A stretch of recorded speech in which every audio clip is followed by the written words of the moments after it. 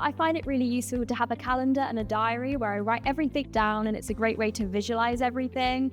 That way I'm able to manage my time, see when my deadlines are approaching, and also see when I've got a bit more free time to take part in activities. When I have to organize my schedule, I rely so much on Google Calendar. I have so many alerts to tell me when I have to go submit something or where I have to go for a specific event. So ahead of time, I have an alert one day before or 30 minutes before. And it really helps just having everything written down in one place on your phone. I tend to do to-do lists daily.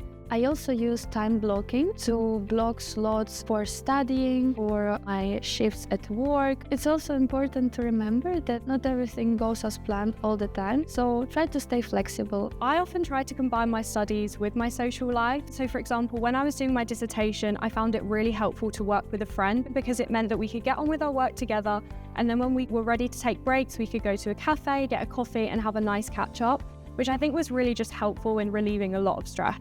Aside from that, with working, I would often plan it in my diary, as it means you're never going to forget when your shifts are. It means you can plan your time effectively, so I think that's really helpful. I usually use applications like Google Calendar, Notion, and also like physical books. I jot down what kind of tasks I usually need to do, for example, dissertation or exams that I might need to revise for. I put all my commitments on a single Google Calendar and I color code them. So the strict deadlines, I put them all in red. So every week when I check my Google Calendar, I know how to prioritize my tasks and perhaps which ones to sacrifice if I really am very busy.